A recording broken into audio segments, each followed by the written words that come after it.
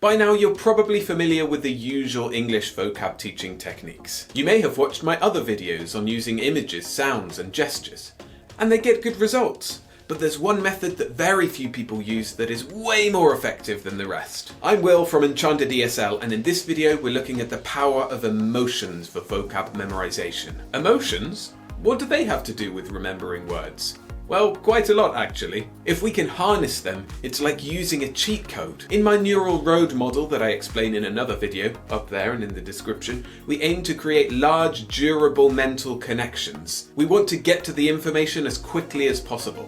And we do this by telling the brain that the information is important. This starts us off really well, and then we build added connections with images, gestures and sounds. But the best way to tell the brain something is important is to attach emotional weight to it. The brain loves emotions of all kinds. I'm sure you can remember times in your life when emotions were at a high, something that terrified you as a kid, your first kiss, or that time when you laughed so hard that your sides hurt. As much as we'd like to think we're rational creatures, a lot of our experience is based on feelings. And we can use that to our advantage. How? Well, we associate feelings with vocabulary. Connect a word with an emotion or a memorable experience, and it will be super easy for the brain to access that word. Now, the practicalities of this are a little tricky. You can't do it with every word, and you can't plan exactly which words to target and know that you will get the results. But there are some tactics that will increase your chances. First, the easiest and the least effective, is to get students to think of a memory or experience that involves the meaning of that word. For example, if they're learning the word backflip,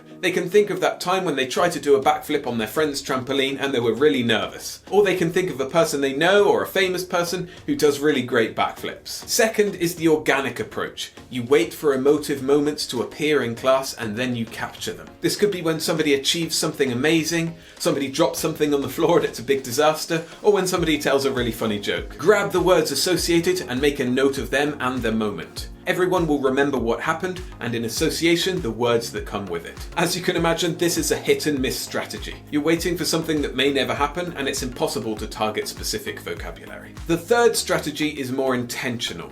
You design your classes to provoke emotional reactions. The best emotions are positive ones because you want your students to feel comfortable and happy in your classes. But in some specific controlled situations, sadness and fear can also work. Triumph at winning a game, laughter from a silly activity, excitement from seeing something spectacular, and joy from the completion of something as a team are all great examples. Games in which the use of new words is key to success are a great place to start. They can be collaborative, like memory chain, or competitive like basketball vocabulary. Say and draw, folding stories and what's changed are brilliant for adding humour and suspense. Do some class projects with arts and crafts or making a video to foster team connection.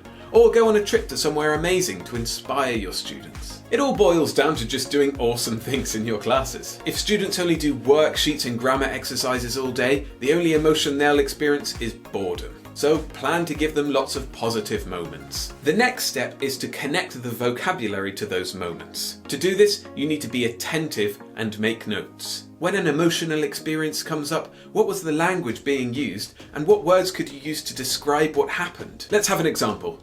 Your class was playing basketball vocabulary, and Annabelle, at the end of the game, had to make one shot to get the points to win. Before throwing, she had to come up with a word in the category of food.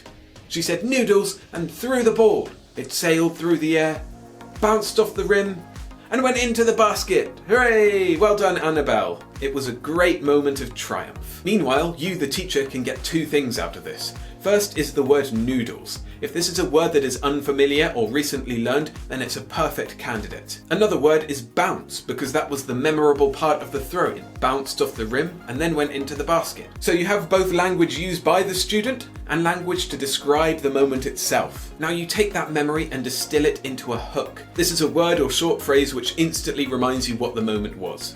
For this example, I would say Annabelle's basketball victory. Now, every time students repeat that word, remind them of the hook. This could be on a flashcard or part of their notes. Ideally, associate it with an image, a sound, or a gesture you found for that word too. Every repetition will strengthen the connection to the word noodles because of that emotional link. But how often should you repeat practice of vocabulary? The next day? Every day for a week? A year after learning it? The timing of repetition is crucial. Find out what spaced repetition is and how to use it in this video I made right here. But for now, I'm Will from Enchanted ESL wishing you all the joy and success in your teaching. See ya!